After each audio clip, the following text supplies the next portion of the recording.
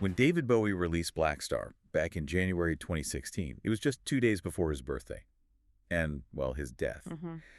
And the global reaction was it was immediate. Everyone saw it as this magnificent, chilling swan song. Right, a profound meditation on his own mortality. It was seen as the ultimate artistic farewell. And it is.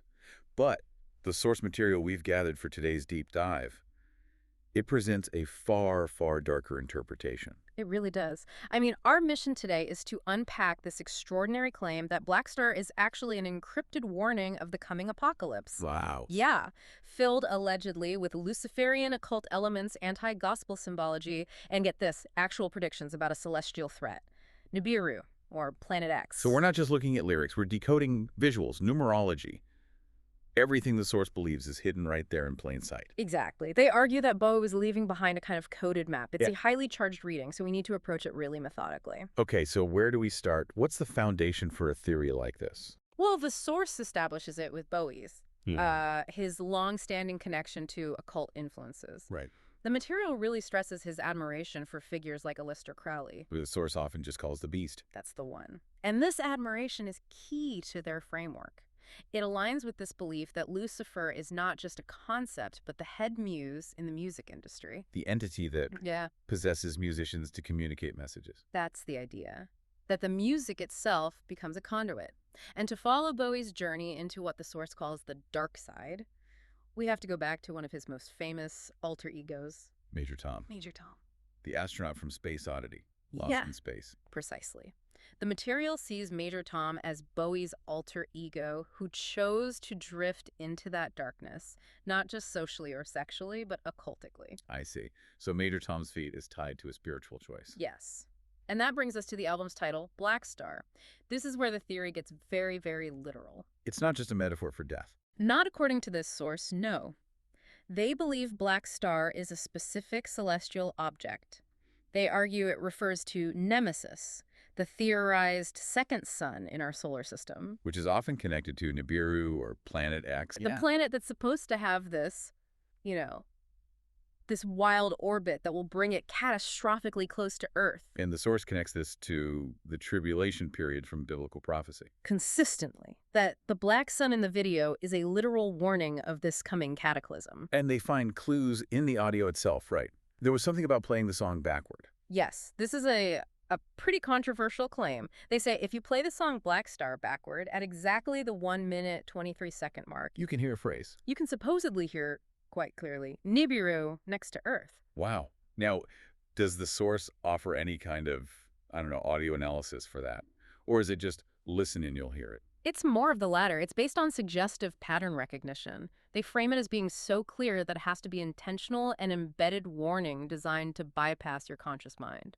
Okay. It's definitely something that encourages you to listen differently, that's for sure. It does. So let's move from that cosmic warning to the theological challenge.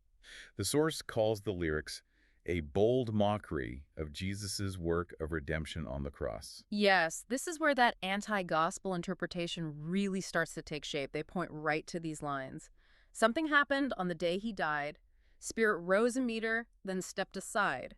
Somebody else took his place and bravely cried, "I'm a black star." Somebody else took his place. I mean, that's pretty direct. The source is saying that mocks the crucifixion. Directly. That the black star figure just steps in and takes over the whole narrative of redemption. And then declares, "I'm the great I am." Which that's the divine name for God. The source sees this as just blatant blasphemy, setting up this black star as a replacement deity. The line that really stood out to me from the material was about being a flash in the pan. Ah, yes. What's fascinating is how deep they go on that phrase. They give two definitions. Right. One is brief, unrepeated success. What was the other one? The other is historical, from old flintlock guns. It's when the powder in the pan ignites, you get a flash, you get smoke, but it fails to ignite the main charge. The gun doesn't fire. It's a failure, a misfire. It's a failure. And in this context, the source interprets that as Lucifer mocking the crucifixion. So not just a temporary success, but a complete failure to achieve its purpose. Exactly. A misfire. Just a quick flash and a puff of smoke. That is a very powerful reading of that line. And speaking of crucifixion imagery, the source makes a chilling point about the timing of Bowie's own death. They do. They note the numerical parallel. Bowie died on January 10th, 2016, which was 3 days after his birthday on January 8th. So they connect that to the sign of Jonah, Jesus being in the tomb for 3 days.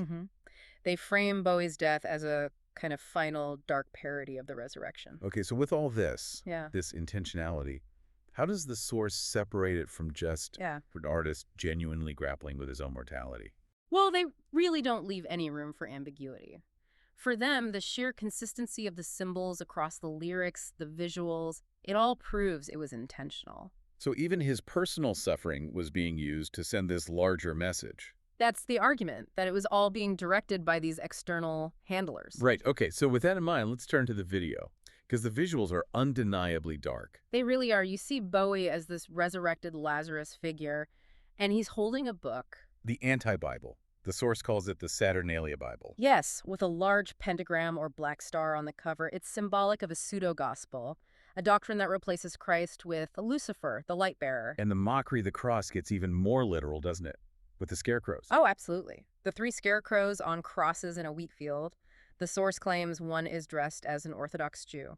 To infer that Jesus himself was a straw man. And that both Judaism and Christianity are just, like, flimsy, ineffective scarecrows. Powerless. And then there's the fate of Major Tom. His skeleton is raptured into space. Only to be found by this strange creature, a chimera, a genetic hybrid. And this whole scene is seen as a mockery of the Christian rapture and Jesus' ascension. It is. It's selling a counterfeit promise.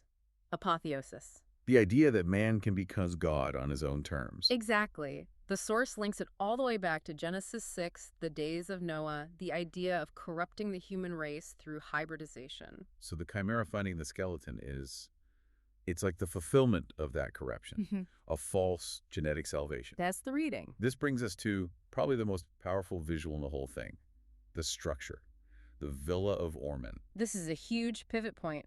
Ormen, we learn, is Norwegian for serpent. So the house or temple of the serpent. Correct. And the source immediately connects that serpent imagery to the Egyptian deity Apophis, the giant serpent of chaos. And here's where the asteroid comes in. They link it to the asteroid 99942 Apophis, which is set for a close approach in 2029. Yes, and the numerology is very speculative, but absolutely central to their argument. They point to the 999 being an inversion of 666. And that 4 + 2 = 6.